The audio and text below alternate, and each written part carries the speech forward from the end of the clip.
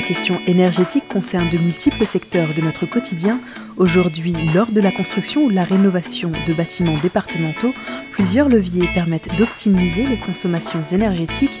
Exemple à la crèche départementale Chaperon Vert à Gentilly. Outre l'amélioration du fonctionnement et la qualité d'usage du bâtiment, un des objectifs était de réduire les consommations d'énergie et les émissions de gaz à effet de serre.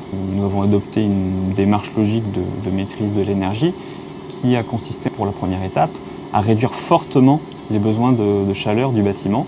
Donc c'est passé par différents moyens. Donc on a tiré profit de l'orientation du bâtiment et notamment pour valoriser les apports solaires sur la façade sud au travers des surfaces vitrées. On a réduit aussi les importantes surfaces vitrées de l'état existant. Et ensuite, on a travaillé fortement sur l'isolation conséquente du bâtiment, notamment au travers du traitement des ponts thermiques qui peuvent être aujourd'hui des points de déperdition importantes sur les bâtiments performants.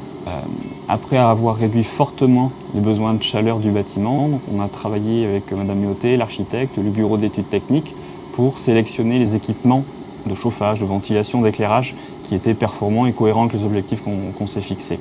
Je ne vais pas tous les évoquer, mais peut-être simplement parler du système de ventilation double flux qui permet de renouveler l'air du bâtiment tout en conciliant performance énergétique et qualité de l'air intérieur.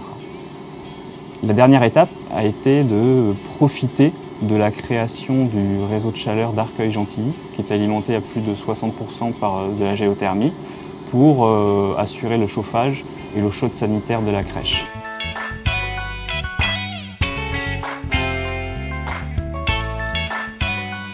Chaperon Vert, c'est un bâtiment qui comprend 2 crèches et une PMI. Quand il a été choisi de le rénover, il y a eu donc à la fois les questions par rapport à l'enveloppe, c'est-à-dire tout ce qui est façade, toiture, châssis, revêtement de façade.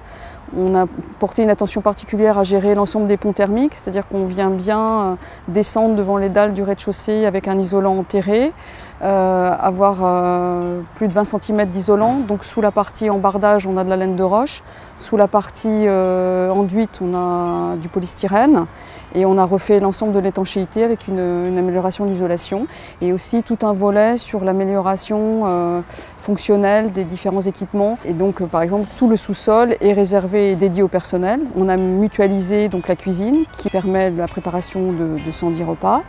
Et on a aussi mutualisé les espaces lingerie. Collèges, crèches ou bâtiments départementaux, pour chaque nouveau projet, les consommations énergétiques font partie des priorités de la direction des bâtiments pour des économies à long terme.